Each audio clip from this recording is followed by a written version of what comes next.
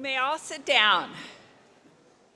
Ladies and gentlemen, distinguished guests, members of the faculty and staff, family and friends of the graduates, and members of the graduating class, welcome to the commencement ceremony for the Berkeley MBA for Executives class of 2019.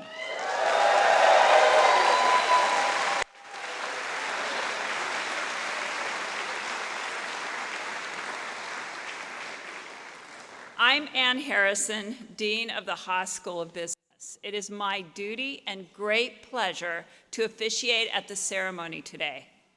Today is a celebration of your personal achievements for having persevered through 19 months of a rigorous management and leadership curriculum and having mastered new skills and abilities, all while managing your demanding jobs and maintaining your active family and social lives. Many of you traveled long distances to take classes. This wasn't always easy. Finding ways to balance all of those commitments is nothing short of remarkable. And we applaud you. After this, you can accomplish anything. For the past 19 months, you have come to campus every 3 weeks for lectures and team learning, and you had homework in between campus sessions, and you've gone on the road to deepen your experience with at least 5 immersion programs. Leadership Communications in Santa Cruz with Mark Rittenberg. Applied Innovation in San Francisco with Sarah Beckman. Entrepreneurship in Silicon Valley with Toby Stewart, Design Thinking in Amsterdam with Rajiv Ball, and most recently, Public Policy in Washington, D.C. with Mara O'Neill, who's here with us today.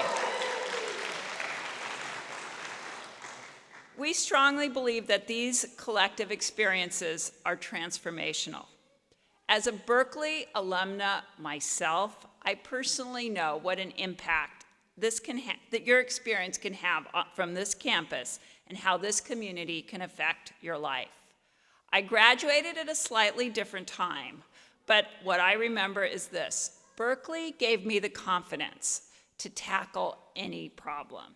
And it also gave me the energy to look beyond myself, to think big. Take full advantage of the new array of opportunities provided for you by your education here and our incredible alumni network. Look to your left, look to your right. These will be your friends for life. Wherever your career may take you after today, you will have the chance to connect to our network of 40,000 more alumni around the world. When you chose Haas, you joined a global community that distinguishes itself in its dedication and adherence to a set of leadership principles. These defining leadership principles reflect our community's culture, how we work with each other, the decisions we make, the ambitions we pursue. This year, we celebrate the 10th anniversary of our defining leadership principles. These principles make Haas stand out among business schools. They allow us to be intentional about recruiting students who connect with each other because they share a similar ethos, especially in our executive MBA program. As the most experienced managers and business leaders among all our students across all our 6 degree programs, you recognize the importance of a principled approach to managing people, organizations, and resources. As MBA students here, you know our leadership principles by heart, but for the sake of our guests and in recognition of the 10th anniversary of these principles, I'm going to spell the 4 principles out. First, question the status quo. We speak our minds, even if it challenges convention. We always ask ourselves, is there a better way to do this? And then we go out and we do it. Number 2, confidence without attitude. We have a lot of confidence. Our students are confident, but not arrogant. Number 3, student always. We are all lifelong learners, even at the peak of our careers. And finally, beyond yourself. We lead ethically and responsibly. We take the longer view. These 4 defining leadership principles certainly reflect who you have been as students. Our hope as you move through your careers is they will be among your most precious assets. Every university has smart people, but at Berkeley Haas, we see business as a tool to improve the lives of others. We're passionate about envisioning a different, a better future. A future that is dedicated to innovation, to inclusion, and to sustainability. You have already begun to act on these goals as a class. I would like to acknowledge your cohort's commitment to diversity, equity, and inclusion at Haas and beyond, and I'd like to give a couple of examples. You have enjoyed more diversity and inclusion training than any other MBA class. You asked for it. Your weekend in Montgomery and Selma, Alabama took you to some of the most important landmarks of the civil rights movement. You were the first cohort to ask for an elective course on equitable and inclusive leadership, and you got it. Your unwavering commitment to recruit underserved, underrepresented students into your program has made a lasting impact. In addition, you have gone beyond yourselves through your Executive MBA class gift. This was a historic year. Between pledges, donations, and an amazing play for corporate matching dollars, you raised over $120,000.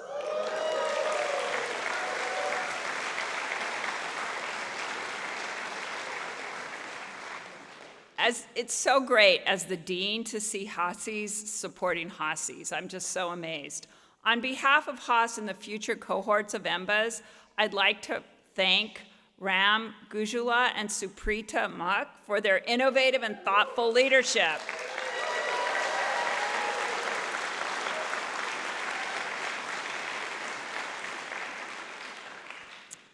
I look forward to hearing about your future achievements in the years to come. My next words to your graduating class are these: think every day about how you can go beyond yourself. In the words of Dr. Martin Luther King Jr., whose birthday we celebrated this past Monday, here's the question. Life's most persistent and urgent question is, what are you doing for others? Finally, I want to offer special recognition to a group of individuals who have worked so incredibly hard to make today possible for our soon-to-be graduates. The spouses, the partners, parents, children, families, and friends of the graduating students in the audience today, let's give them a big round of applause.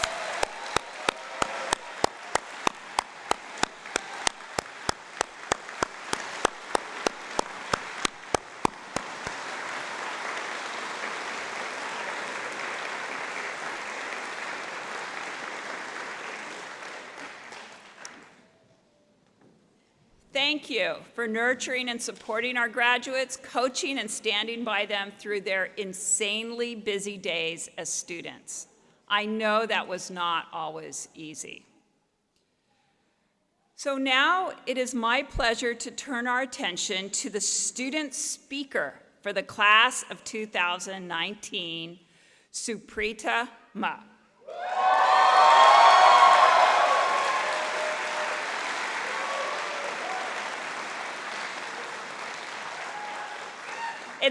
Let me tell you a little bit about her before she takes the podium. In the words of a fellow student, Suprita is the best of our class. She represents the intersection of business and values that we all aspire to achieve. She has struggled academically, mentally, and in her values and faith. Her experiences as culture champion and VP of philanthropy showed us all how best to lead. She's not been afraid to put herself on the line in order to defend or support classmates. Many of us look at her not only as a friend, but as a confidant and as a guide as we begin to navigate this new world post-MBA. And the classmate finished with this phrase, "I will always stop everything I do to hear her speak." Please join me in welcoming Suprita to the podium.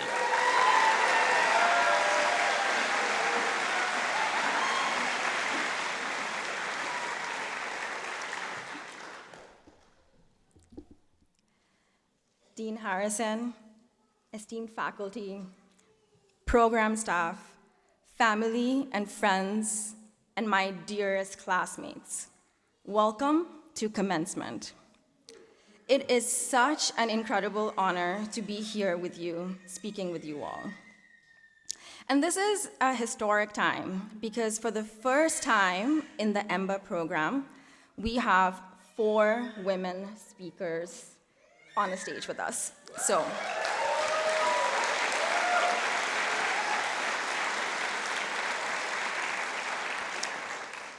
before I go any further, I do want to remind the MBAs, lest you all forget, there is a reflection paper due tonight, 11:59 p.m., 1 page, double-spaced, 1-inch margins. You got it. In all seriousness, the past 19 months have been a wild journey. One that would have been absolutely impossible without the support of our family and friends. And so my first thanks on behalf of our class is to you all. Thank you for holding down the fort while we've indulged our brains and our livers. We've been less than present during this time, but know that you've never ceased in importance for us. Every minute that we have spent in this program with each other has been one less minute that we've spent with you. And for this deeply treasured and very expensive gift, we are forever grateful. So, to everyone here, the newest additions to our families, and those in our lives we've lost, thank you. This celebration is as much yours as it is ours. And now, my dearest MBA 19 peeps. At some point during our first block, I walked out of the classroom and dry heaved my way out of a panic attack. I knew I was in way over my head. I was absolutely convinced that if p-values and cash flows wouldn't get me, negative yield curves certainly would. And yet here I am, made it through turnarounds even. And I got by with a lot of help from my friends, from you all. In preparing for this moment, I've been reflecting on this experience and the memories we've made. And I came to the conclusion that the defining leadership principles are the bedrock of our relationship. We formed our cohort charter to reflect them. We've called upon each other to embody them. And so this is my ode to you and everything you've taught me about the principles. Beyond yourself. When I applied to Haas, I thought I had this one figured out. I thought that if I knew nothing, I knew that beyond yourself looked like my career. Yet you, my friends, took that swagger away real fast. From sharing stats cheat sheets to sitting for hours in the California room to teach us how cash flow statements and DCFs work, to hoisting each other up in class, to passing on job references, to believing in each other before we believed in ourselves. I'm having a how fascinating moment here. To believing in ourselves before we believed in, to believing in us before we believed in ourselves. You have embodied beyond yourself in all the small and big moments these 19 months. Confidence without attitude. I have looked around me innumerable times from my treasured spot on the left side, third row of N570, and have been in awe of all that you are and all that you have achieved. From starting companies and leading teams, to saving lives with science in the ER and on the battlefield, to changing lives in classrooms, to building new technology, to defending freedom, to dedicating your whole lives to social justice. You embody confidence without attitude. Student always. Through countless small and big actions, you have shown me what it means to be in constant pursuit of understanding different perspectives, because there's always more to learn. And to do this with kindness and generosity, curiosity and humility. With all that you have done, you could have been up in front of the classroom teaching any one of us. Yet you showed up to learn not only from our faculty, but also from each other. You've shown me what it truly means to be student always. Question the status quo. Whether it was advocating for our classmates when we faced visa challenges, or asking challenging questions in the classroom and of each other, you have taught me what it means to find comfort in discomfort, to question not just the world's status quos, but more importantly, our own, and to do so with courage and vulnerability. For the rest of my life, I will think of you all and channel you all when I want to remind myself what it looks like to live each day in service of the DLPs. There are two special shout-outs I want to give. The first is to 4 of our classmates who cannot be here. John, Eric, Satya, and Mikhil. We're thinking of you. And the second is to my Wembas. We may have been only 39% of the class, but we are a mighty group. You ladies are 100% class act, and it makes me so proud to have 2 of us up here today. Here's to us always being champions of each other. So that brings us here. One of my life's guideposts has been the last line of Mary Oliver's poem, Summer Day. Tell me, what is it you plan to do with your one wild and precious life? And as I've been reflecting on the past 19 months and what our journeys ahead will entail, I've been thinking of this quote even more in the context of this program. We're stepping away from the bubble of N570 and the graduate, armed with an MBA from one of the most prestigious universities in the world. What we do with it will define not just our future, but those of our children and our grandchildren.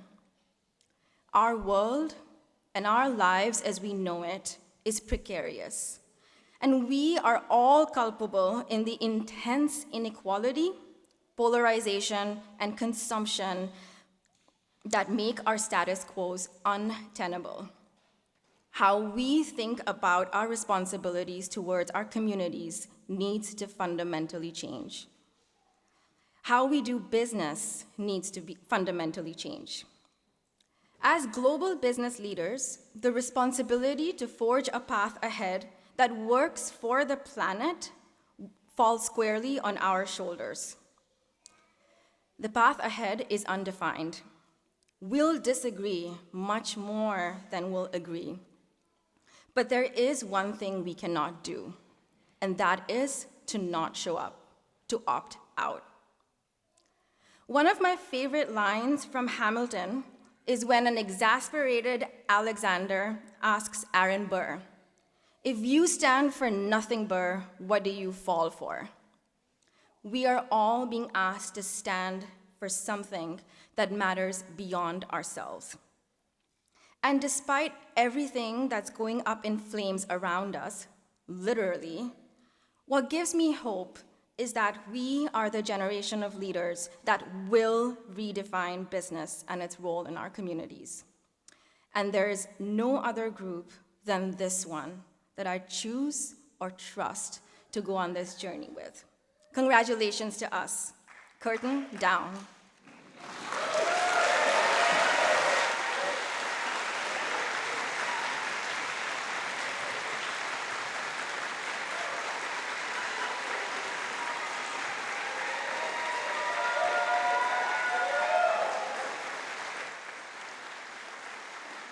Thank you so much for that wonderful speech, Suprita. Each year, we have called upon an alum of an uncommon distinction to address the Executive MBA graduating class as the commencement speaker. We seek a person who embodies a commitment to excellence and possesses a distinguished record of achievement, as well as someone who works to make the world a better place to live. This year, we're delighted that the Berkeley MBA for Executive Program commencement speaker is such a leader and one of our own, Rochelle Webb.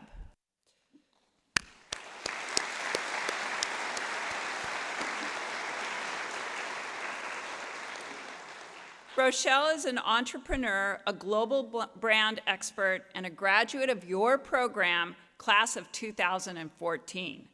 A native of Georgia, she drove across the country to Los Angeles after graduating from college at one of the worst economic times in recent history. Her dream was to strike it big in brand marketing, and so she did. She gathered experience at many brands, from startups to big brand names. You'll recognize some: Activision, Quicksilver, which is the parent company for DC Shoes, Apple, and Visa. She won Adweek's Media Plan of the Year and Grand Effie for Call of Duty's Black Ops II and Modern Warfare 3 games, which were the biggest entertainment properties to date, and generated in revenue $1 billion in 15 days.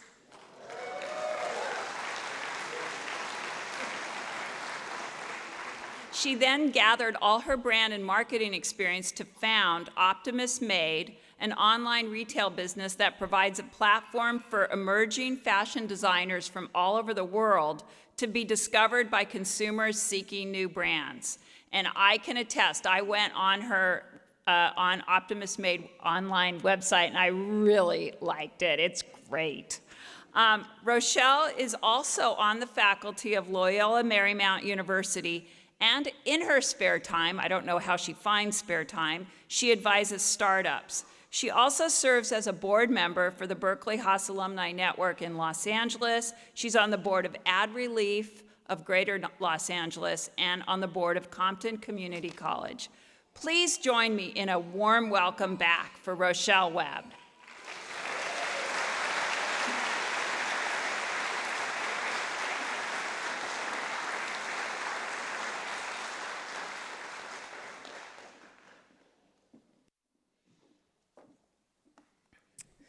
Thank you, Dean Harrison, for those very kind words and the wonderful introduction. And many congratulations on finishing your first year.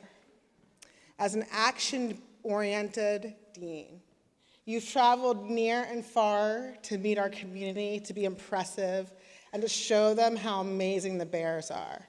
You are truly making an impressive mark on this university that I love so much. I appreciate you. We appreciate you. Thank you for being here.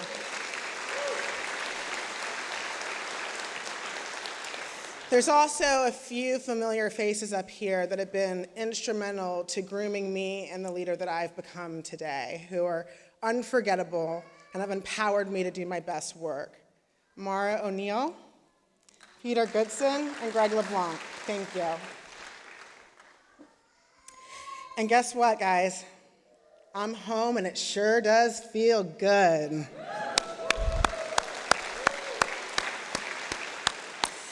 It was such an incredible honor to be invited here today to deliver this address to you today. Thank you to the administration and to the broader Haas community for choosing and trusting me to share this space and time with you, and to celebrate the amazing class of 2019. To the faculty, administrators, friends, family, and general life supporters, thank you for all that you have done to help you get these graduates across the finish line. And to the graduates, please do not forget these people that have stood beside you, around you, lifted you up, and supported you. They have bet on you, they have shared with you, supported you, and dedicated more resources than you will ever know in all the happy, worrying, congratulatory, hopeful, challenging, gratifying, and stressful times that you've endured. Cheering you on, patting you at your back, making that meal for you that you couldn't find the time to make for yourself, attending events by themselves because you were working on an assignment. They have done it all. There's no end to the inevitable commitment that your loved ones have poured into you to ensure your success. So thank your family and friends for everything that you have done for this amazing class, and thank you to those supporters that have made this all possible. And to prove to you how committed these loved ones will continue to be as you go on to seek out the path that you've imagined for yourself, I'm going to steal a page out of one of my closest friends and Haas classmates' playbook. Carmen, also known as Marita Palafox. She was awarded the Beyond Yourself Award when we graduated. She took a few unforgettable moments to stop, to pause, to look her mom in the face and say thank you, and to ask her classmates to cast a glance on their loved ones and to do the same. So this afternoon, I've been given a similar stage. I was over in Wheeler, and you have this beautiful building here, which I admire so much, but I also have the great honor of having my mom here. And I want to say thank you.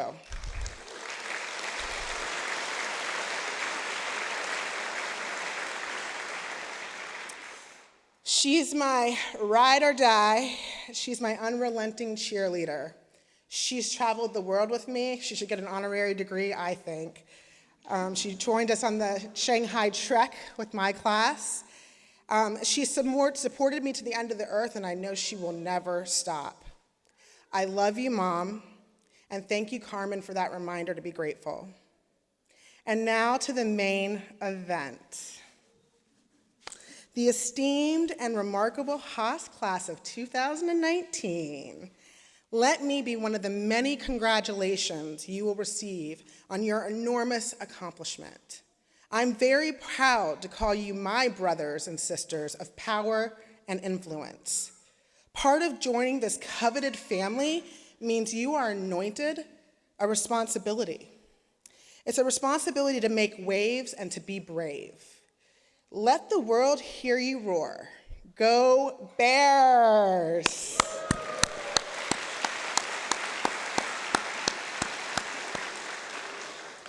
So now let's have a frank conversation about how amazing you really are, okay? You are caring, you are driven, you're kind, connected, you're vocal, sensitive, you're family-oriented, supportive, you are activist, and my personal favorite, you are a value-based cohort. You are family, and I was told that your cohort's currency is trust and support. A lesson we should all live by. And maybe, just maybe, if we're all doing it right, then life should just be a reflection paper. I've written one or two of those in my time.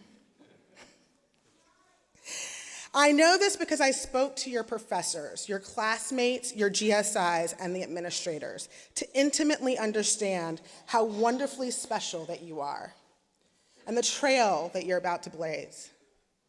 And what remains consistent across all of my conversations are that you are one special group of people. And I am all for making history. So when I learned 19 months ago that your class was comprised of 39% females, I distinctly remember writing Tenny Frost an email, and in response to her get to know the cohort email, that we did it. We finally did it. Our amazing admissions team has skyrocketed us to near gender-based parity. And do you know what else 2019's? You really went for it. You stepped up, you helped the admissions team to recruit a far more diverse cohort to follow in your footsteps and not silence us on the topic. You have created what you call the culture group citizens, to create positive cultural norms inside and outside of the classroom. And you will forever be known as the first class ever to have, wait for it, it's already been called out, but I've learned as a professor, you have to say things multiple times for people to retain it. A female class speaker, a female valedictorian, and a female keynote speaker. That's amazing.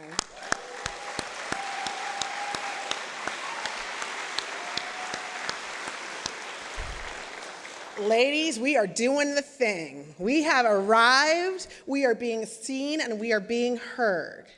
But let's not stop there, gentlemen, because I want to take a moment to thank you. I want to thank you for being brave. I want to thank you for believing in the person that does not look like you. I want to thank you for having intentionality towards sharing space with your strong, vivacious, and intelligent female counterparts. With the future in your hands, our future is bright, class of 2019. I was also happy to learn that some things never change. And just like those that came before you, you remain consistent in wanting what you want and having some strong opinions about what you want. That's what a powerful leader does, right? They know what they want and they go after it. For the 14s, we were especially particular about our food. You couldn't silence us on the topic. And I hear you have a particular nostalgia for the graduate, formerly known as the Durant. And while everything in life has its highs and lows, what I loved the most about all of this was that you made it all your own. You embraced your highs and you embraced your lows, and no matter what, you got through it as a family. You got through it together. And the highs were special too. You had movie nights after class, concerts at the Greek. You had a self-created tour through Selma, which I wish I had joined. And I learned that I do think I'm going to reapply to the program and come back because I've heard about Genome, this global network for applied management that some of you have attended once or even twice. So these are all the memories. These are the moments that are yours and yours forever to never be forgotten. Stephen Covey suggests that it's best when we start at the end. So that's where we'll head.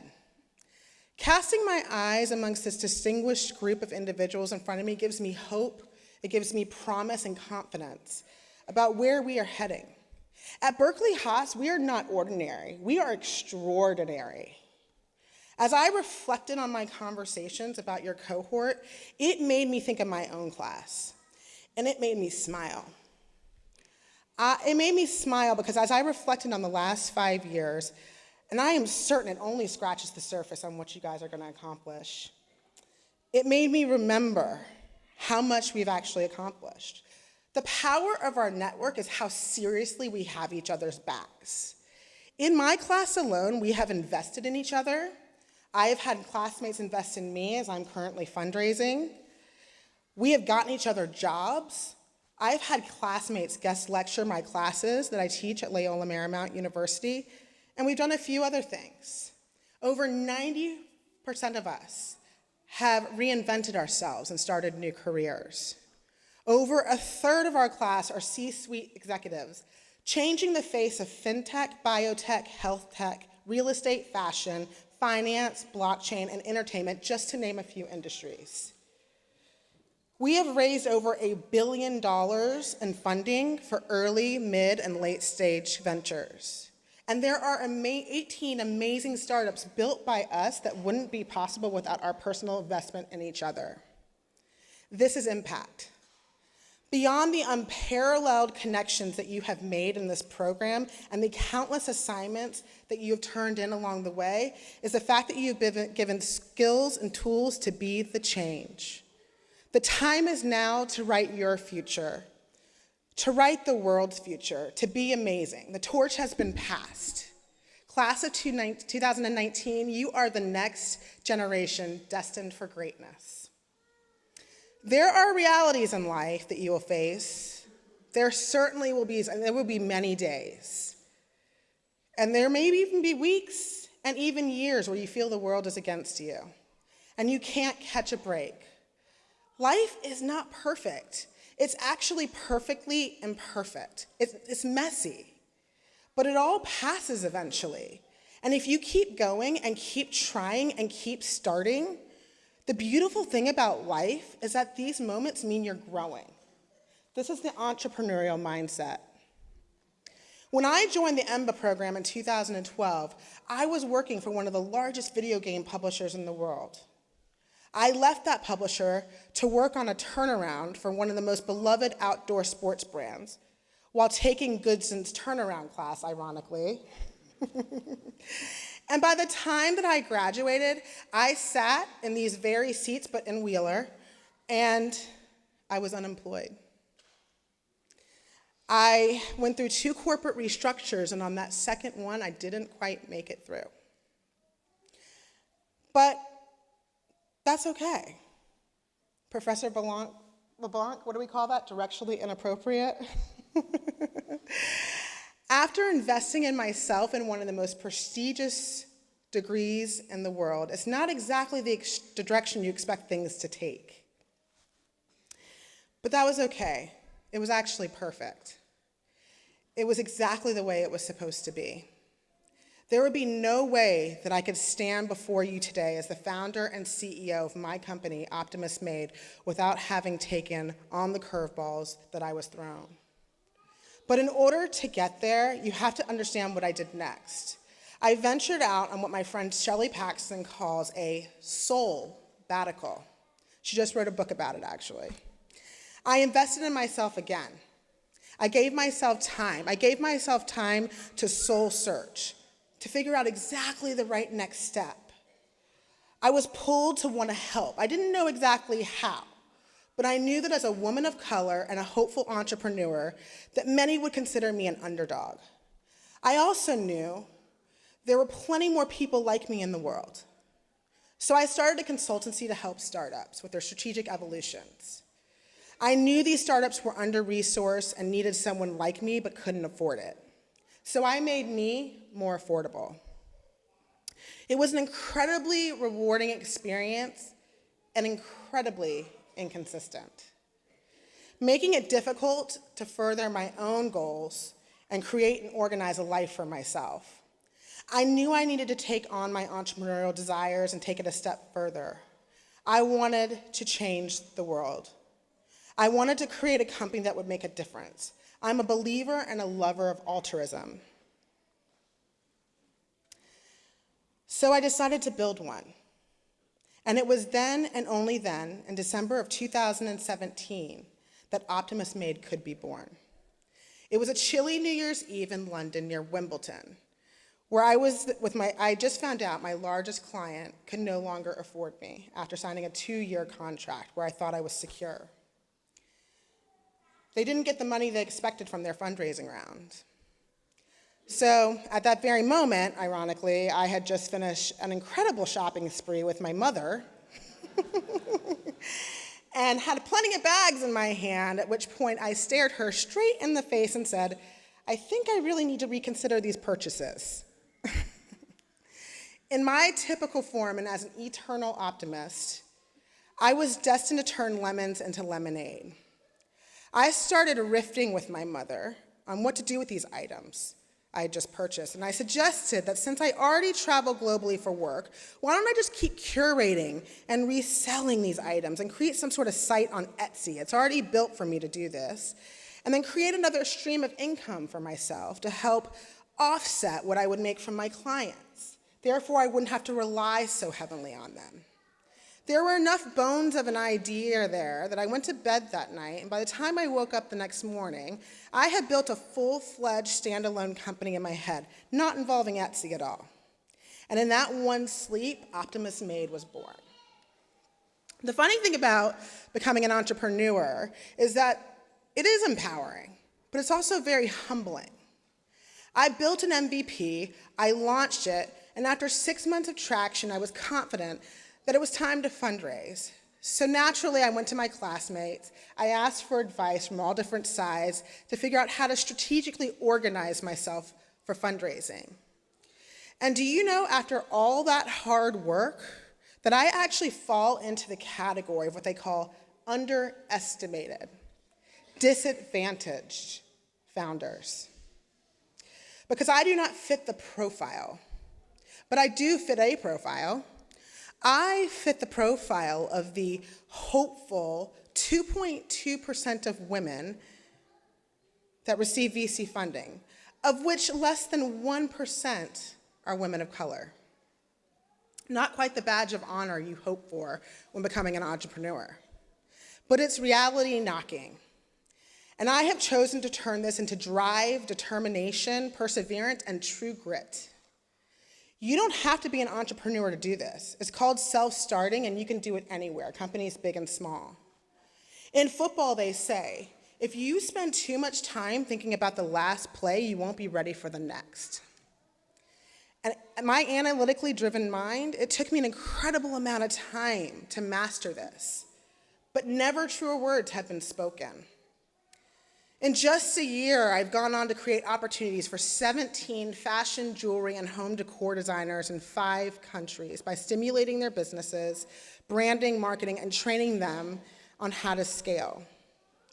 All of this with the mission of creating more viable entrepreneurs around the world. And I like to say that I lovingly stimulate what I like to call the underdog economy. None of which would have been possible had I not sat in these very seats at graduation unemployed. You now have a business degree from one of the most renowned business schools in the world, which means you are now a giant standing on the shoulders of the other giants that came before you, which also means that you and me and the collective we are perfectly positioned to bring change to a world that doesn't just need it, but is begging for us to step in and make things right again. You have been promoted, and you are prepared. You have been groomed by the best, the top guns of higher education. So now what will you do with this? You have been chosen to be an agent of change. And life is funny like that. It doesn't give you what you want. It gives you what you need. So all you can control now is how you're going to react to what's happening around you. Nelson Mandela reminds me often, it always seems impossible until it's done.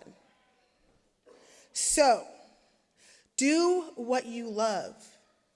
When you are passionate, you see progress. Progress means learning. Continue to be a student always. People will tell you there's no such thing as a stupid question. There is. But don't be afraid to ask them. Be confident, without attitude, of course. Be real, be vulnerable, be afraid. And then shake the fear and turn the fear into opportunity. Question the status quo so you can iterate and recreate. Fear is an aging mechanism, and it keeps you from smart decision making. And if you think no one's talking about you, they are. Manage your personal brand. Go beyond yourself and do great things for them to talk about. Because when they are talking about you, they are talking about us, the collective group of giants. They're going to set this world on fire in the best of ways. Go be intentional, remain committed, find your true grit. You've got this. Congratulations again, and let me be the first to welcome you all to the very first day of the rest of your life. Congratulations.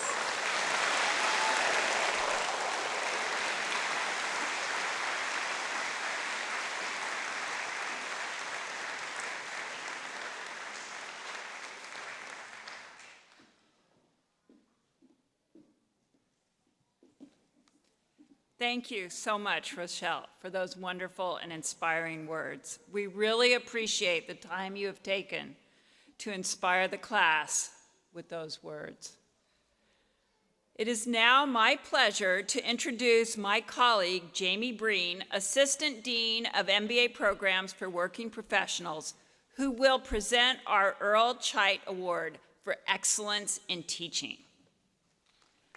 It's a great pleasure for me today to be able to present on your behalf, you, our graduates, the Chait Award for Excellence in Teaching.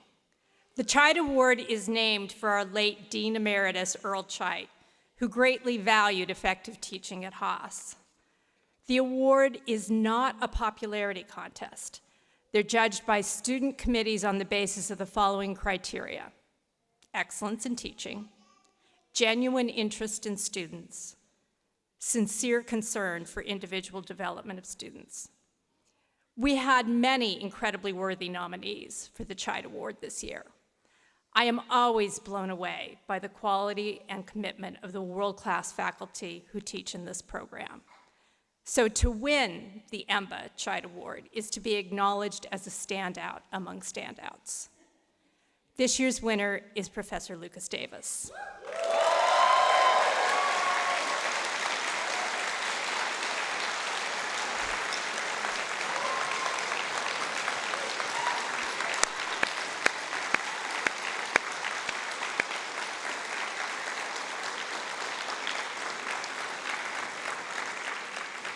You tell us that Lucas Davis is not only an excellent instructor, but that he exemplifies the school's defining leadership principles. He made statistics relatable, current, and yes, fun. His indefatigable enthusiasm and approachability showed that he was interested in your learning. He applied the defining leadership principles by teaching you how to consume research, by asking better questions and challenging the findings. He welcomed your feedback with openness and curiosity about how to create an even better learning experience for you. His own research and his dedication to your learning demonstrate his commitment to the greater good. Most of all, you appreciated that he sets you all up for success throughout your program and beyond. Congratulations again, Lucas. You may now use the honorary title of Distinguished Teaching Fellow at the Haas School of Business.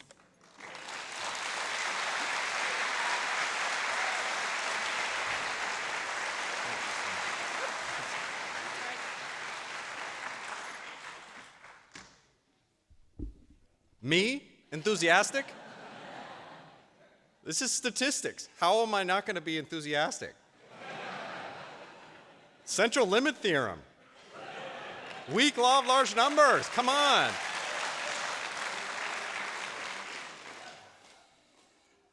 How are you not going to be enthusiastic when you get to talk about p-values? I hope you all hung on to your cheat sheets and z-tables, because I'm looking forward to talking with you during the reception about type 1 and type 2 errors. But in all seriousness, thank you. Thank you so much. I'm deeply flattered. I'm honored to celebrate this very proud day with all of you today. I feel incredibly fortunate to have had the opportunity to meet and get to know all of you. I remember talking with Tucker about her Save Our Shores work. I remember talking with Dee about artificial intelligence. I remember talking about Vivek about data and agriculture. You guys, and I could feel it from the very first day I stepped into the classroom, you were there. You were there to engage with me and each other. You bought into the program. I could feel it. Even though I was giving a quiz over the first 12 chapters on that very first day, and Suprita was in the hallway dry heaving, I could still tell. Your engagement made the class a true joy to be a part of. I'm so proud of all of you. It isn't easy to do what you've done, to be full-time students at the same time you're working, at the same time your families, at the same time you're doing life, but you stuck with it, and I'm so proud. I think what makes this class special is your big heart. We heard about that from Dean Harrison, but this is a truly generous group of people. So many of you work at nonprofits or volunteer your time. So many of you are vocal about causes that you believe in.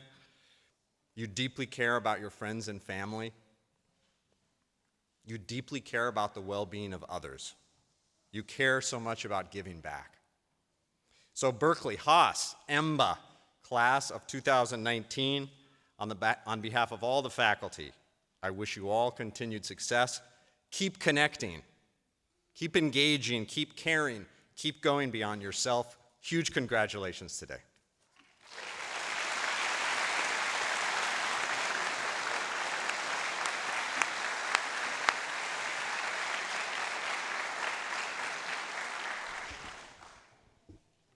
Again, thank you, Lucas, for everything you've done for our students and for our program.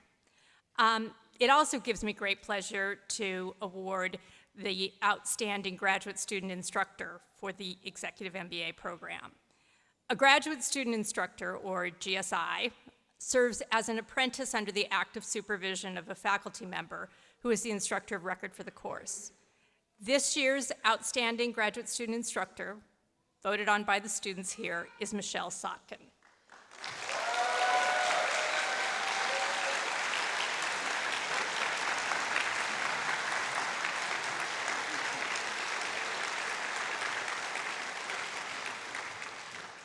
You tell us that Michelle succeeded in demystifying, no, stay here. Demystifying operations management, which is one of the most complex courses in our core curriculum, as you are all aware. Because she was so in command of the course content, she was able to explain even the most difficult concepts with great clarity, which allowed her to parlay the learnings of the students at varying levels of knowledge and experience with both enthusiasm and kindness. Please join me in congratulating Michelle as the Outstanding GSI for the Berkeley MBA for Executives class of 2019.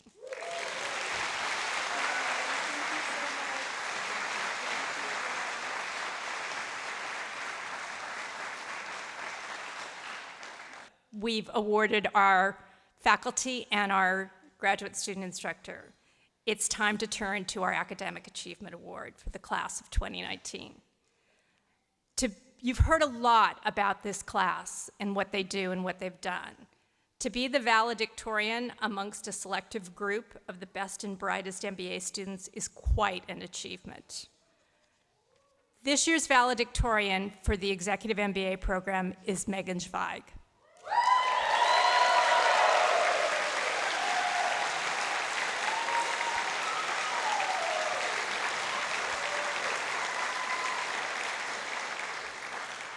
In order to do well as a student in the Executive MBA program, one needs the foundations of intelligence and the ability to compartmentalize work, family, friends, life, classmates, faculty, and taking full advantage of everything that Haas has to offer. Indeed, our Valedictorian Award goes beyond celebrating the student with the highest GPA, although she does have the highest GPA. It also celebrates the student who excels in an intense and accelerated environment. Students recognize this, stating that Megan represents the best in all of us without any of the shortcomings. She is smart, intuitive, instinctive, empathetic, and supportive. She has a natural curiosity that helps to enrich learning during classroom discussions. She challenges conventional thinking and pushes the room to think more deeply about a topic. She has poise and confidence and effortlessly commands a room when speaking. It is my great pleasure to introduce your valedictorian, Megan Zweig.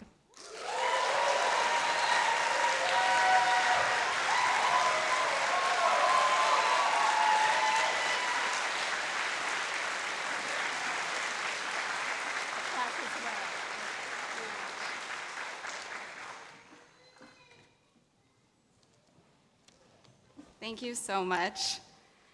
Hey guys.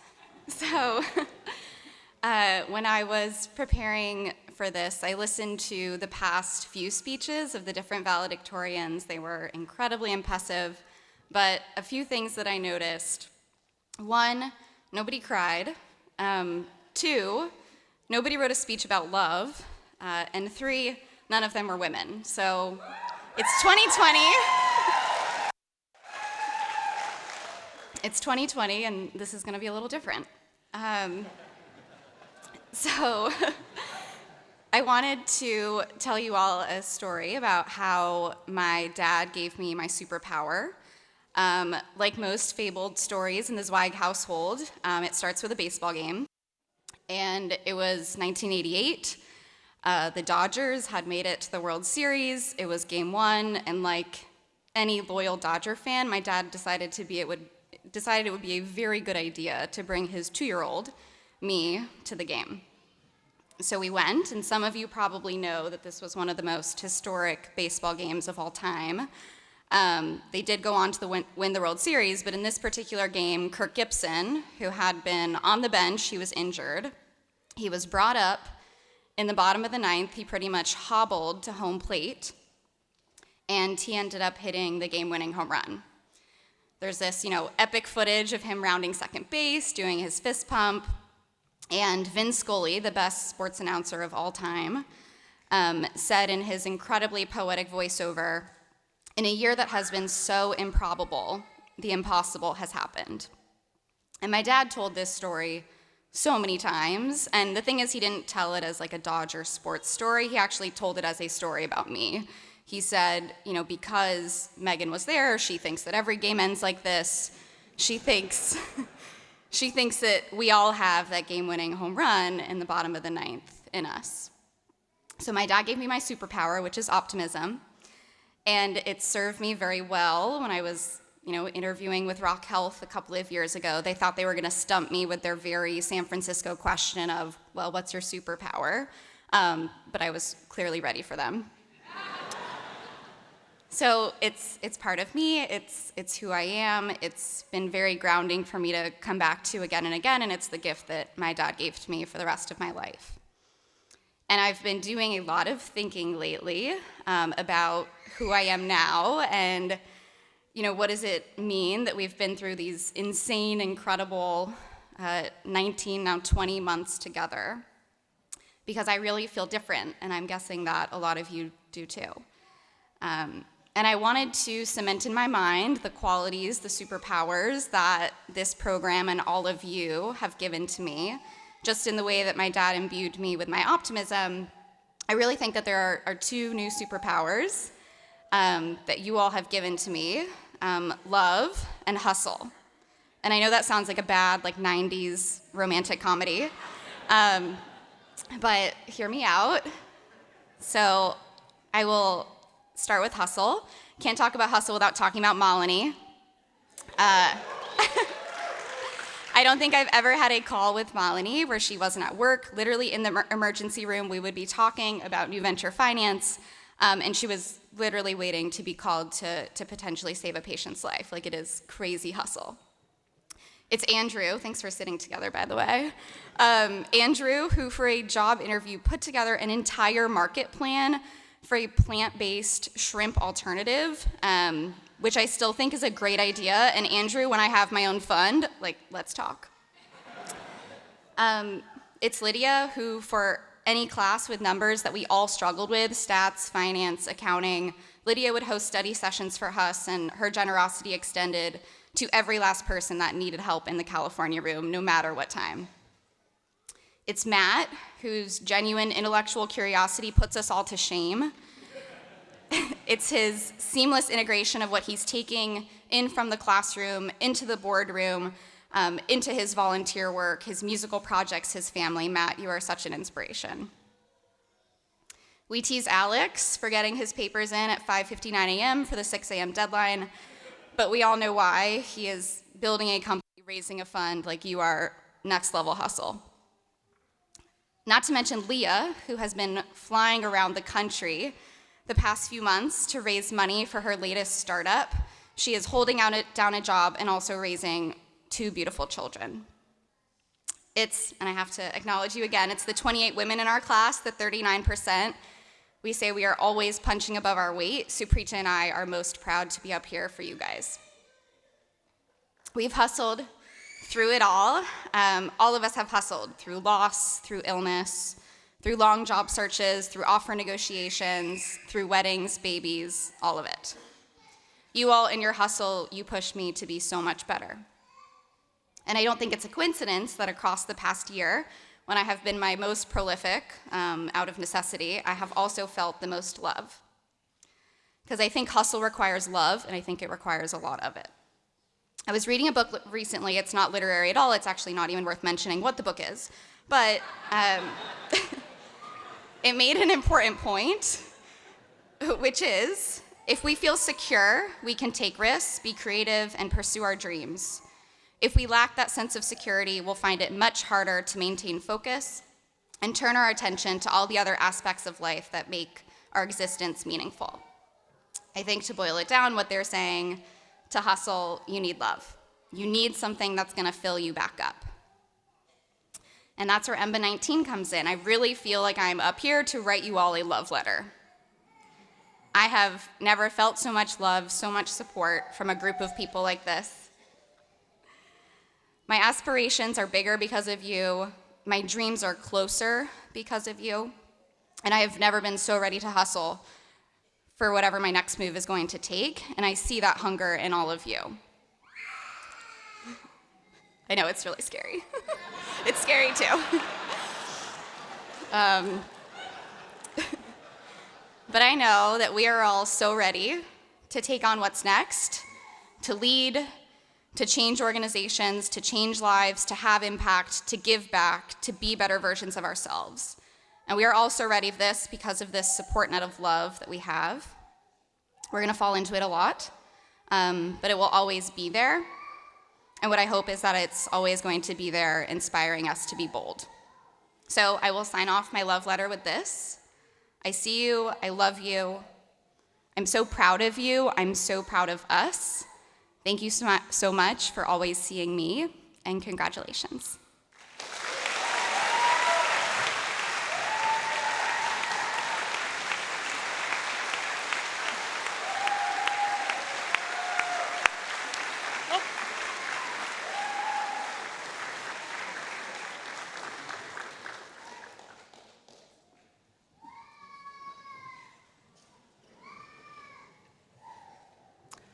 So I would now like to ask my colleague and friend, Emma Hayes-Daftry, our Executive Director of the MBA for Executives program, to join me in the presentation of our Defining Leadership Principle Awards. Emma and I will be doing the announcing for those students who are recipients. You will collect your award from Dean Harrison over on the other side of the stage.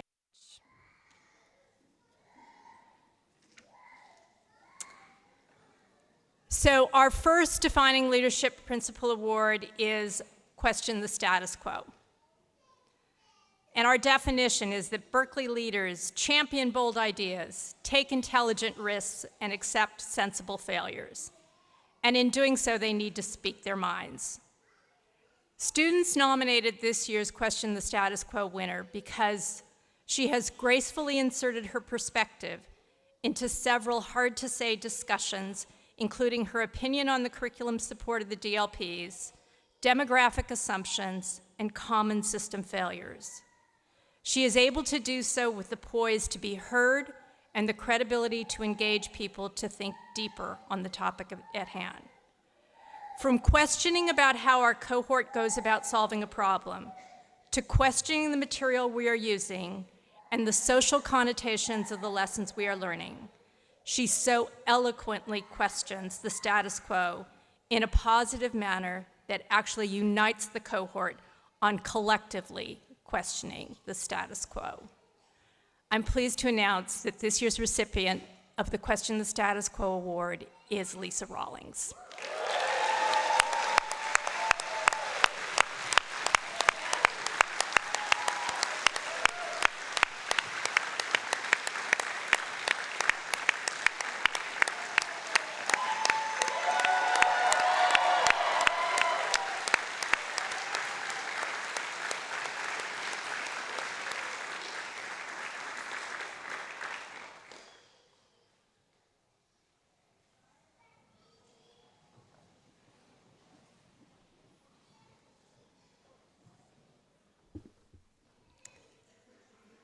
The second Defining Leadership Principle Award is the Confidence Without Attitude Award. The EMBA 19 cohort nominated the recipient of the Confidence Without Attitude Award for being, quote, one of the smartest among us, yet she always makes you feel like you belong. She speaks boldly and carries herself with quiet confidence. She doesn't ask for attention, but commands it by the strength of her contributions. She is universally liked, universally trusted, and open to working with everyone. Melanie was a silent giant when the program started. Through personal interactions and her classroom participation, she has demonstrated time and again how to properly embody confidence in what she knows, what her experience has taught her, and how her EMBA learnings have enlightened her without displaying supremacy over any other individual's thoughts or perspectives. Please join us in congratulating Melanie Singh as the EMBA 19 Confidence Without Attitude Award winner.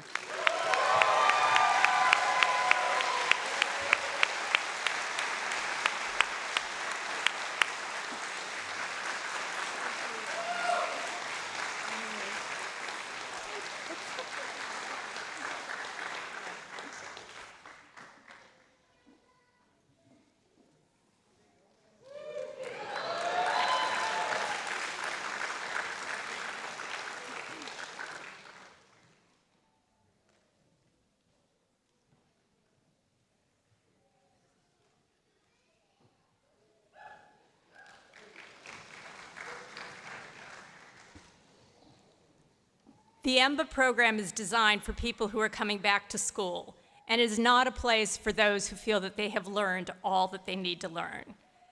Their commitment to being students always is demonstrated by their lifelong pursuit of personal and intellectual growth. We have 2 recipients of the Students Always Award this year. The first one is acknowledged for staying open and curious. He takes the time to think about things deeply and structures his thoughts and responses in a way that one knows he's considered new information and new possibilities without judgment.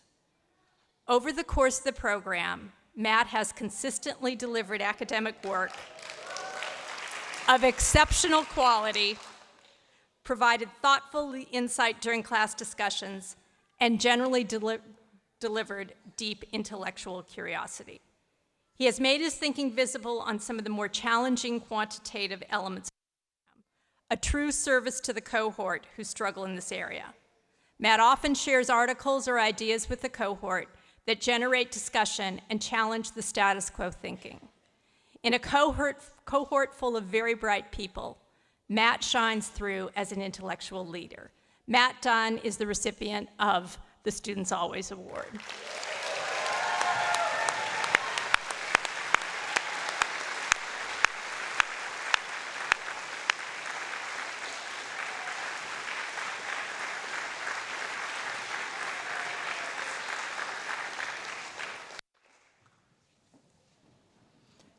But wait, there's another. The EMBA 19 cohort nominated another recipient of the Students Always Award for his, quote, seemingly limitless energy for learning.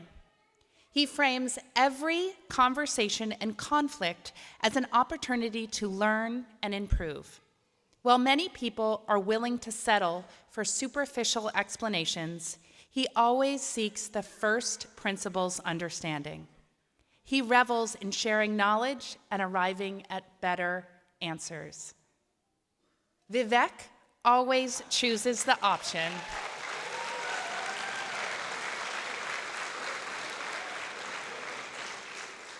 I'm not done. I'm going to keep reading. Vivek always chooses the option that gives him the best to learn something new. He never shies away from work, often sees the lesson in the lesson, and has learned to be generous about giving others space to stumble and figure things out for themselves. He is also generous with those who need help, often offering to walk through problems with classmates who are struggling or need a sounding board. Please join us in congratulating Vivek Nadkarni as the second EMBA 19 Students Always Award winner.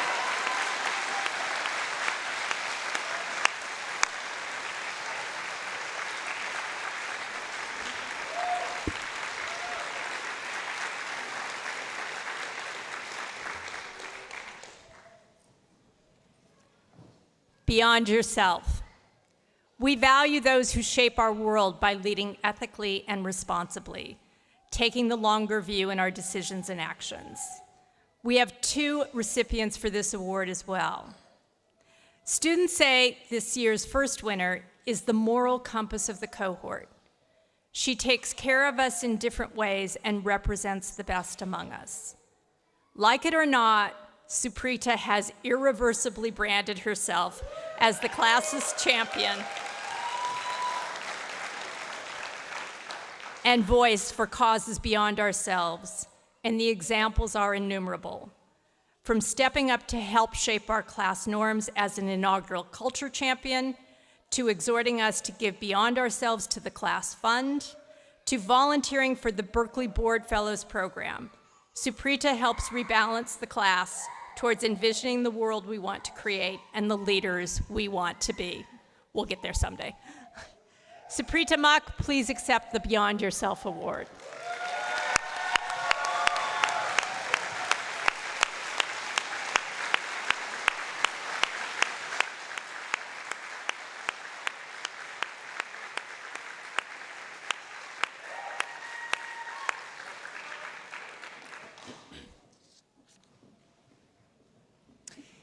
And yet again, your cohort has demonstrated how you are lovely overachievers, and you have selected another recipient of the Beyond Yourself Award.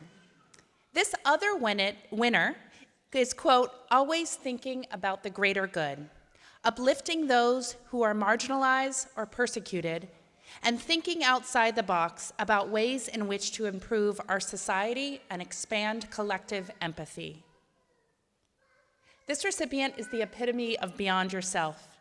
She introduced a movie series this term where we watched movies about businesses and industries where things did not go well due to the lack of ethics and responsibility, to provide a forum for us to talk about how we can do better and learn from the mistakes of the past.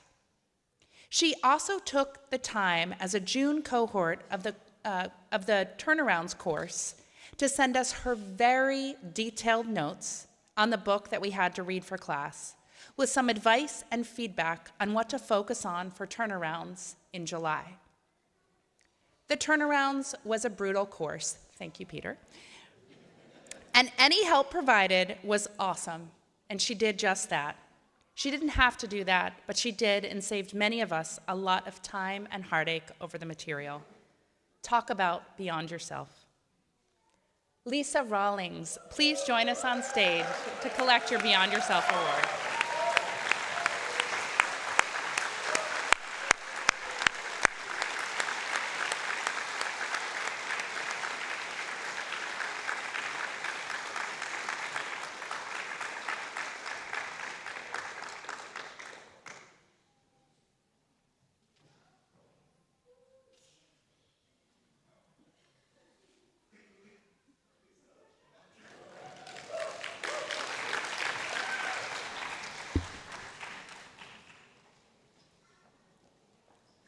Our final award is the Berkeley Leader Award, which celebrates the students who embody the defining leadership principles in all situations and with all stakeholders.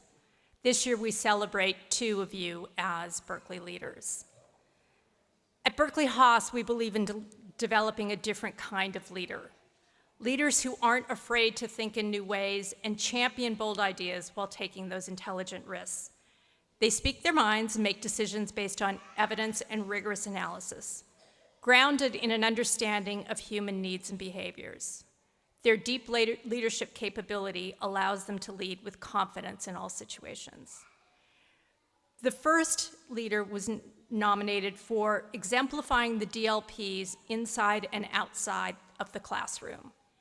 In every interaction I ever had with Lydia, she approached it with respect, gratitude, and thoughtfulness. Lydia is a delight to be around, and I've thoroughly enjoyed getting to know her in these past 19 months. I look forward to continuing a relationship with her in her capacity as an alumna. Lydia Butterfield, you are our Berkeley leader.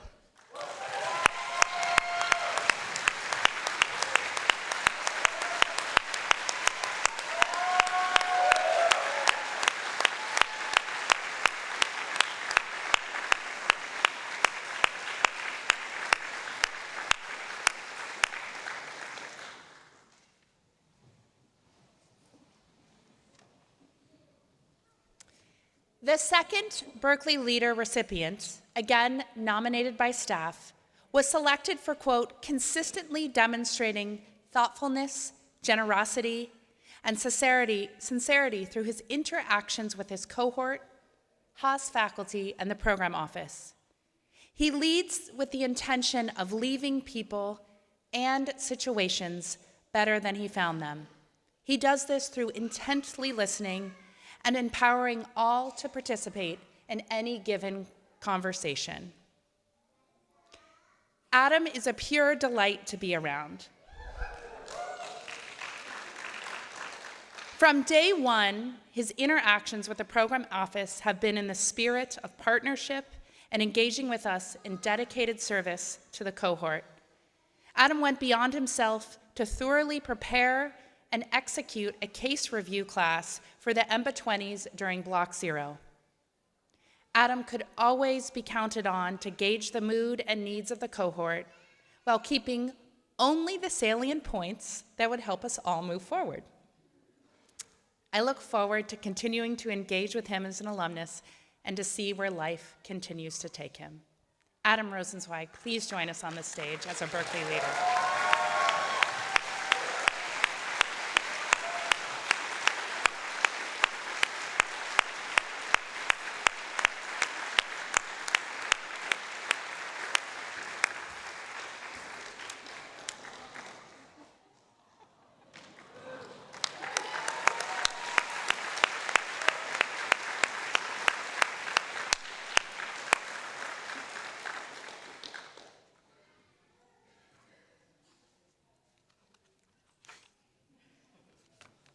So sweet.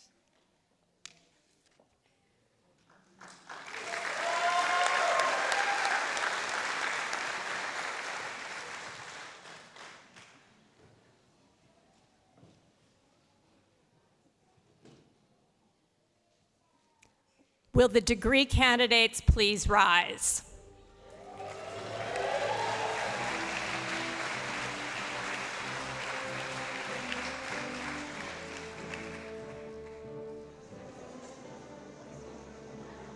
Lydia Allison Mack Butterfield.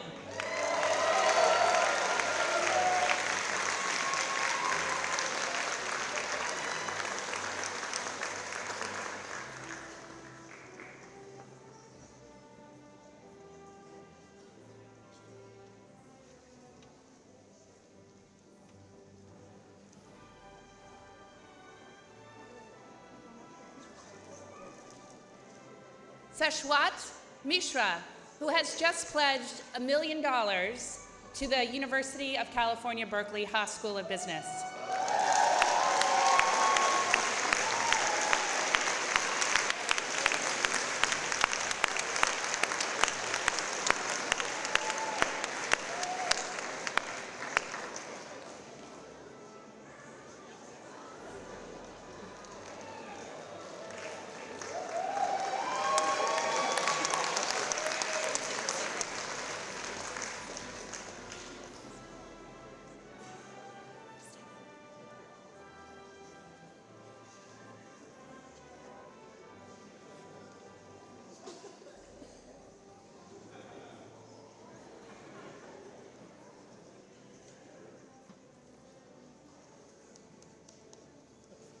Molly Zucker Carson.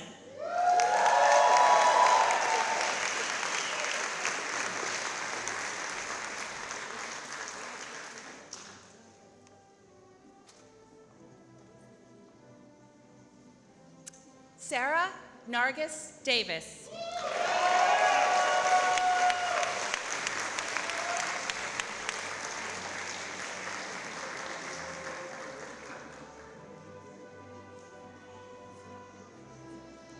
Carol Shoemate.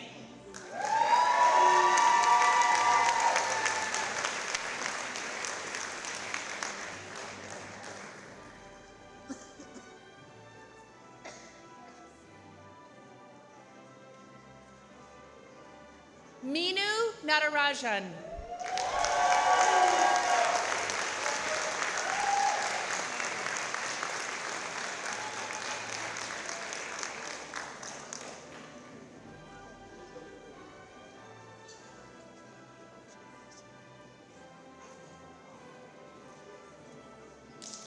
Joshua Olivas.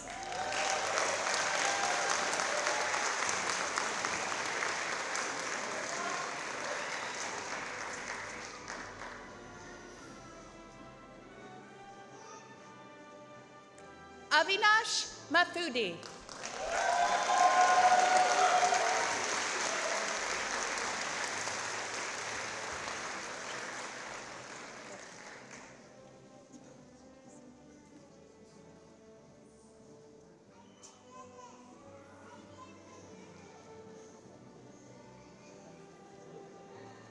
Debashish Tripathi.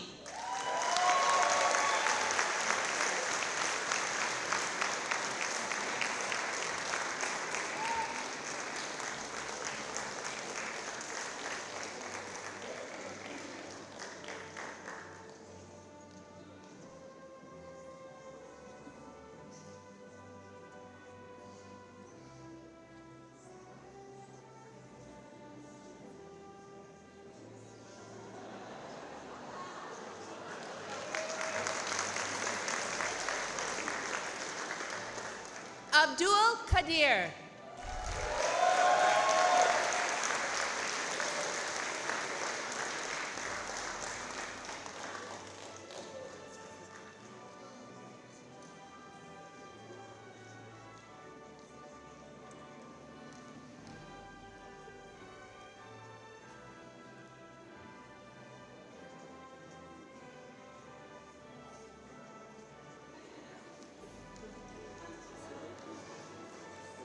Olga Pospelova.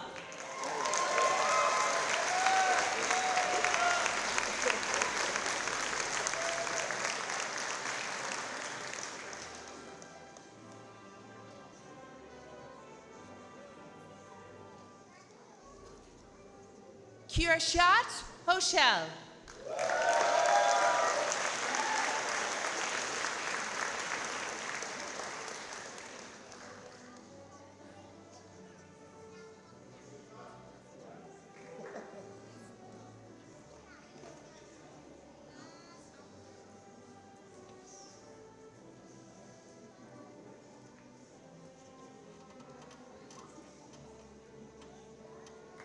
Jinwei Zheng.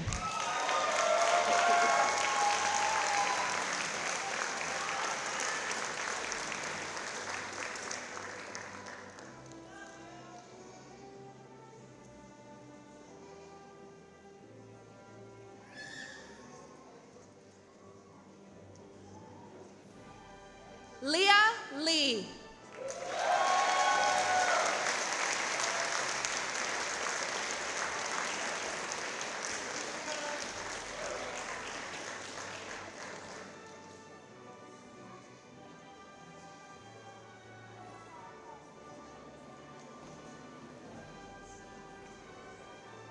Matt Dunn.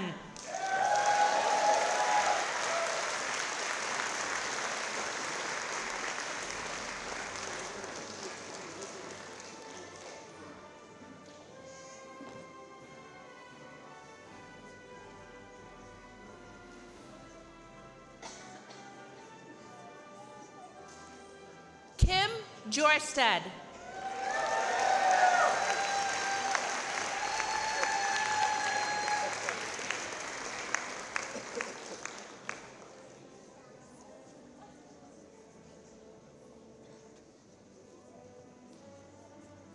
Paresh Barkada.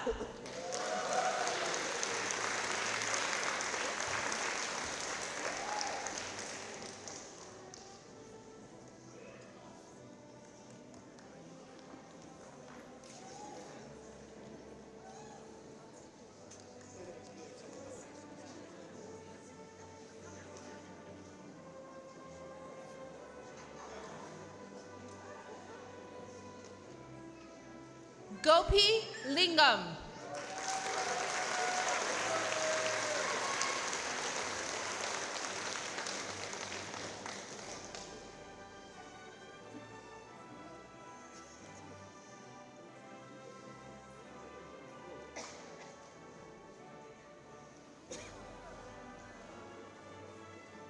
Lisa Kelly.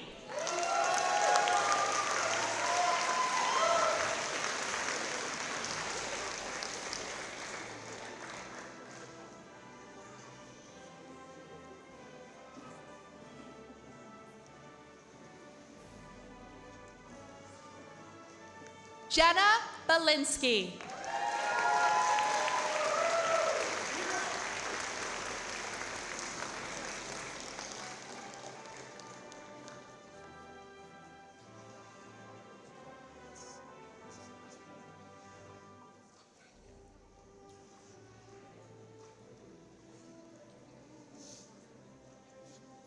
Megan Thurlow.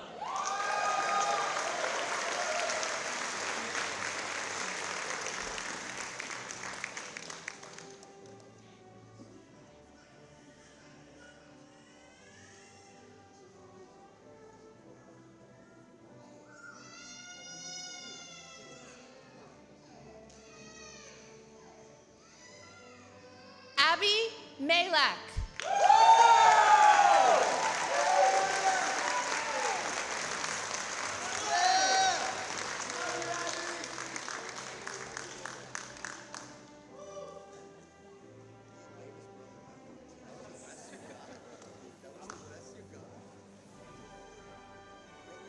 Megan Shaw.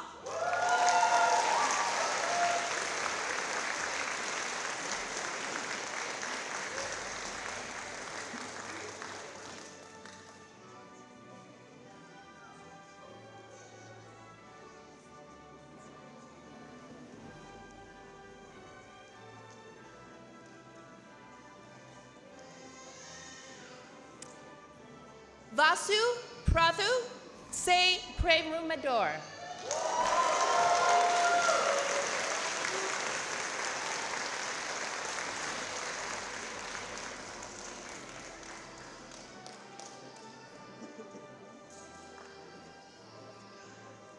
Maria Delgado.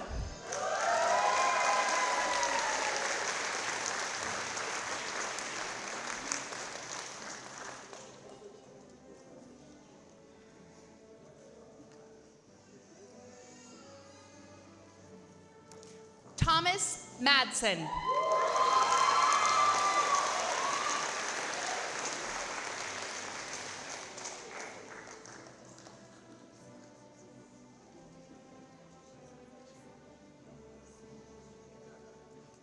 Adele Mucci.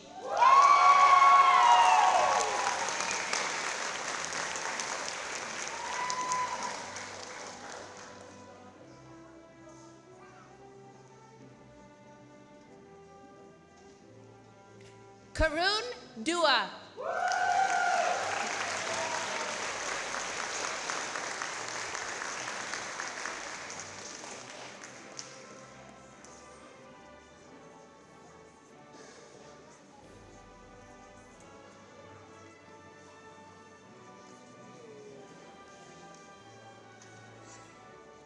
Michael Moreno.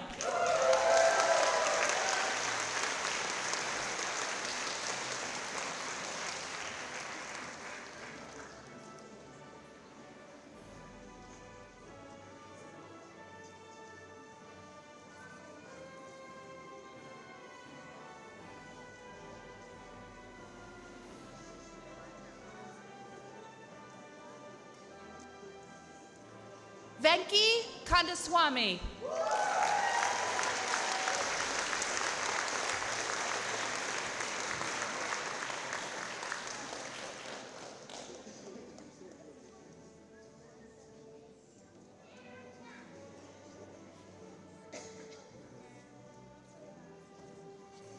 J.P. Barbier.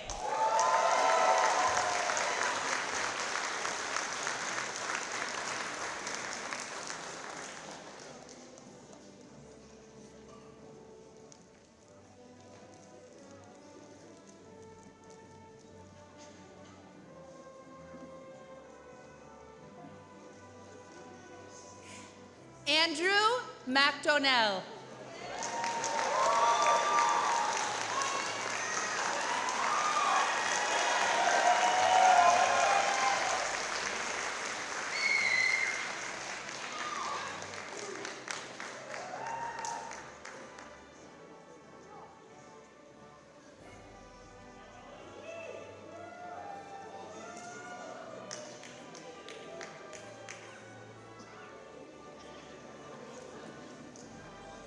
Malini Singh.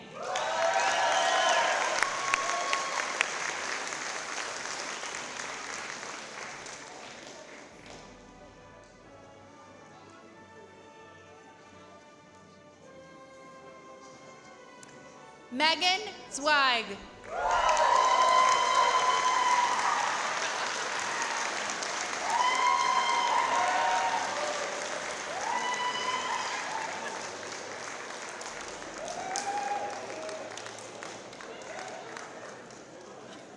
Suprita Muck.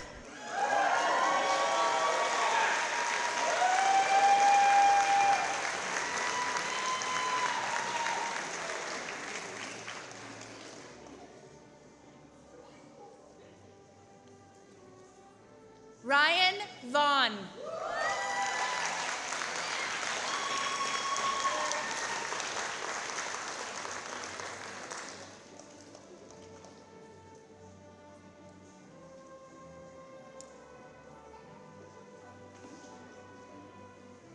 Douglas Myslensky.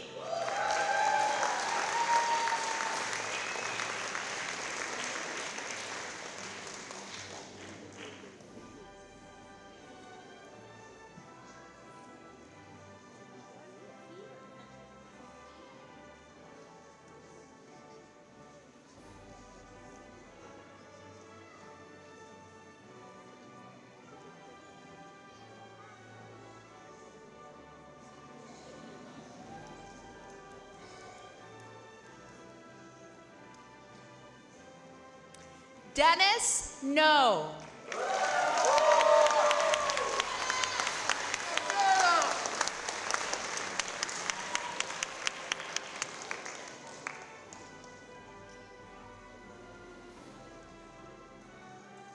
Tina Matijic.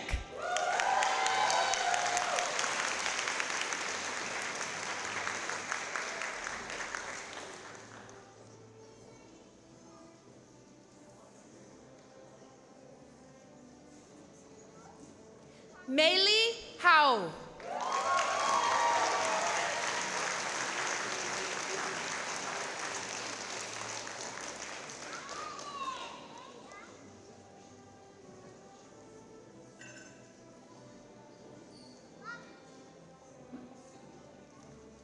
Ben Stein.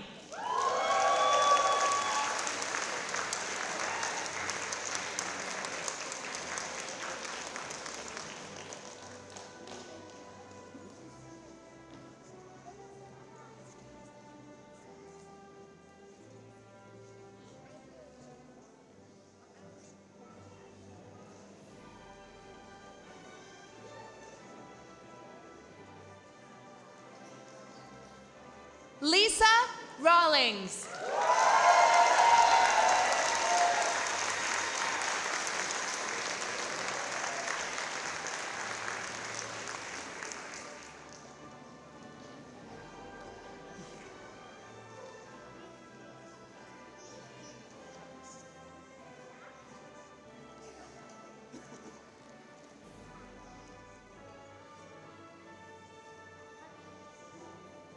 Alexi Gregg.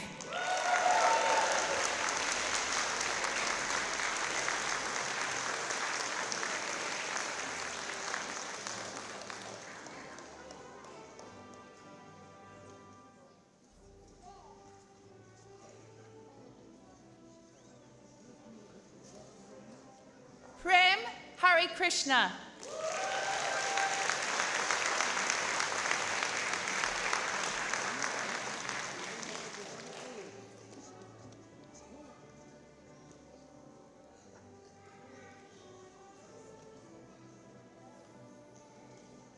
Vasily Michel.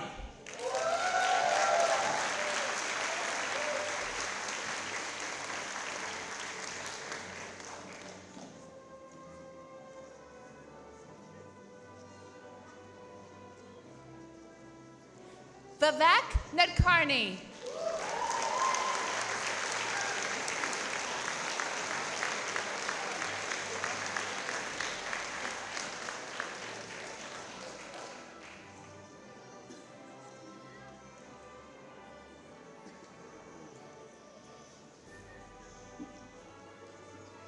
Jason Atwater.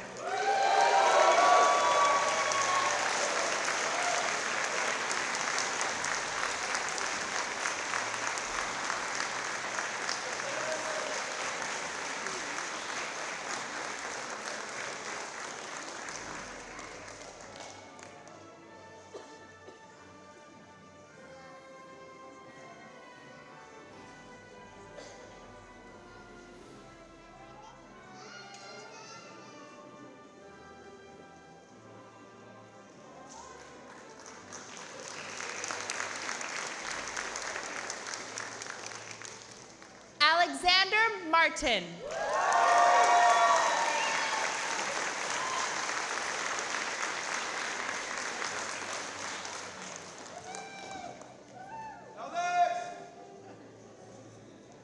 Claire Voute.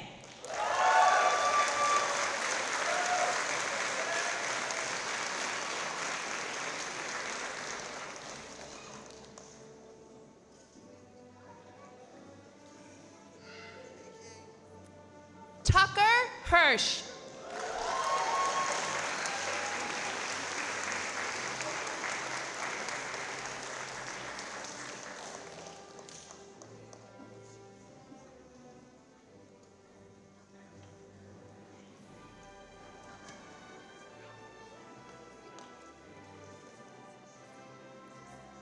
Elim Yo.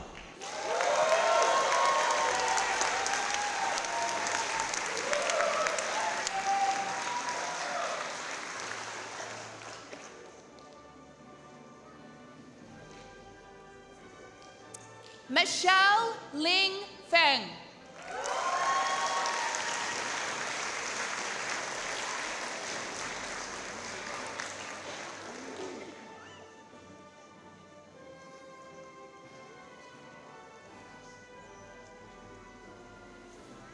Linda Liu.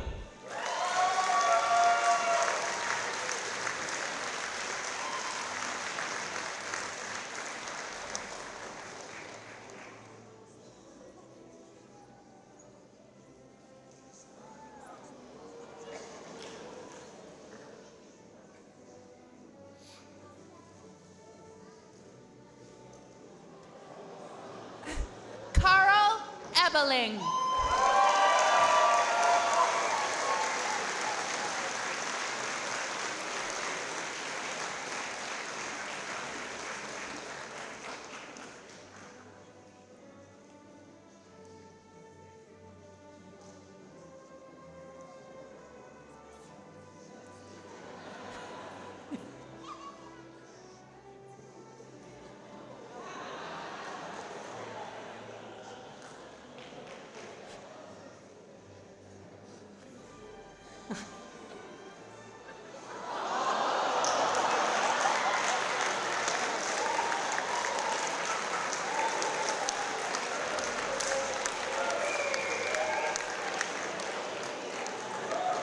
Ernie Spela.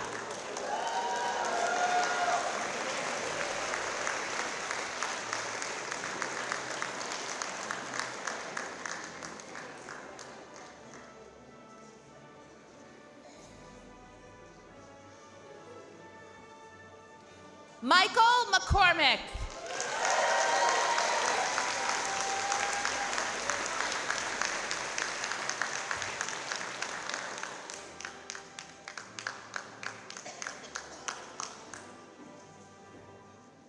Giorgio Sarakakis.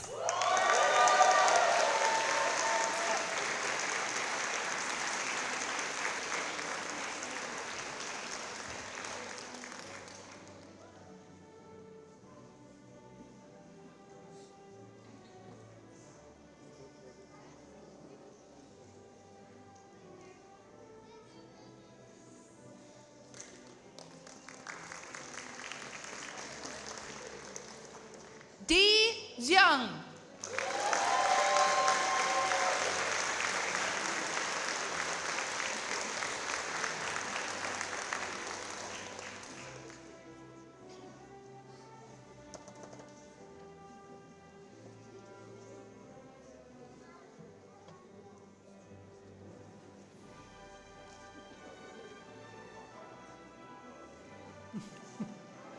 Luke Hickey.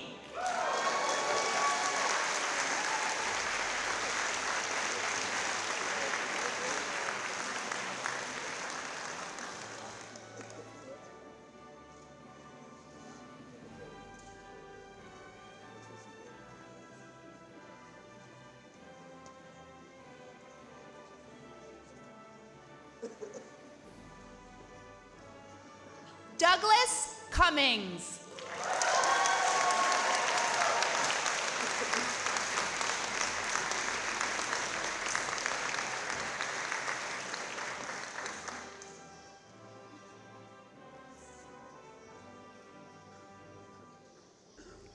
Ram Gujala.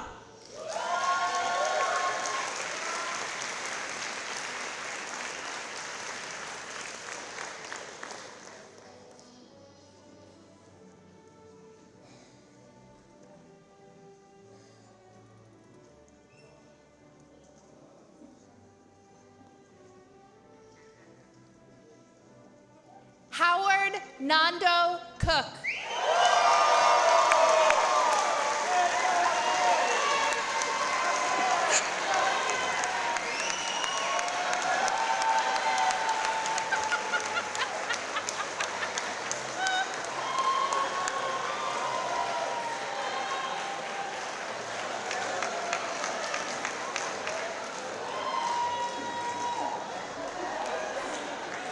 Adam Rosenzweig.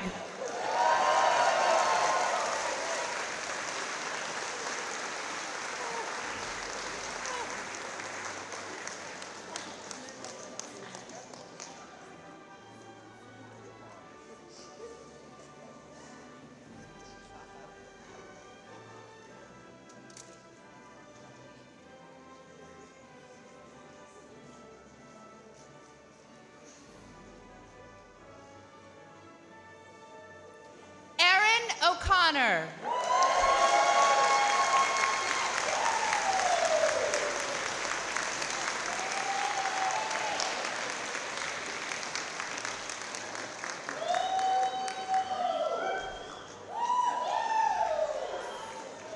Sean Rich.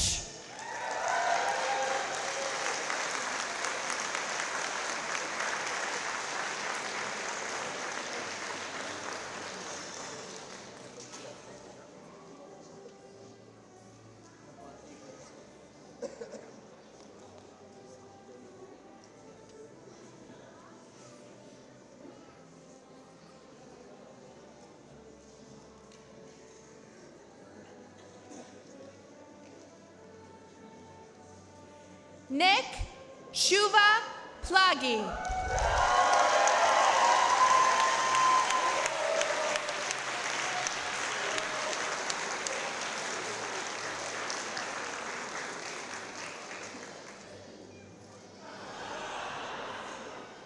Trevor Krogan.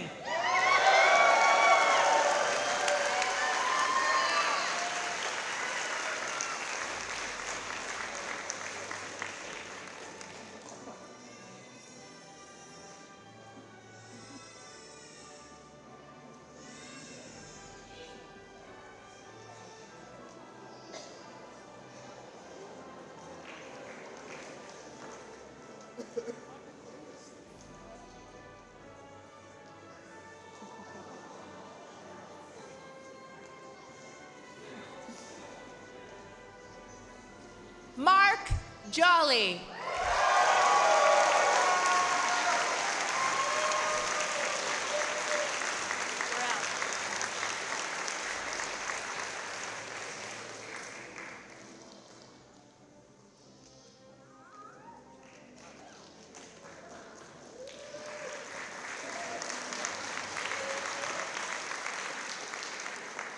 Will all the candidates for the degree Master of Business Administration please rise?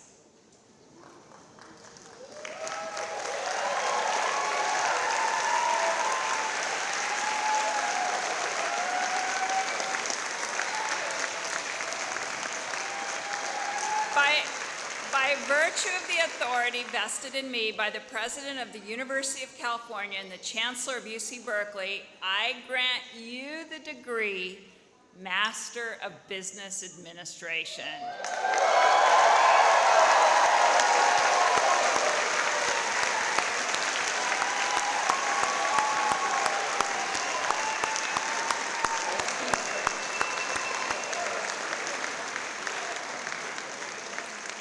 You did it. Please be seated. It's now official. You are now alumni of Berkeley Haas. Welcome to this new role. Here are a few things to think about as alumni. At Berkeley Haas, great leaders give back. We do this not only because we share our alma mater, but because we share values. That's the real glue.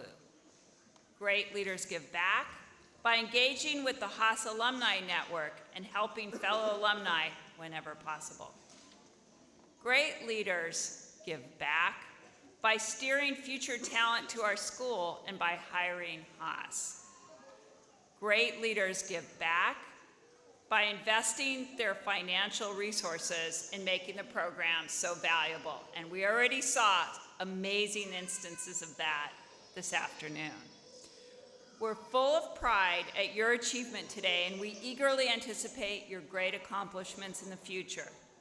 You have my best wishes for your success. Congratulations, and thank you all for being here today.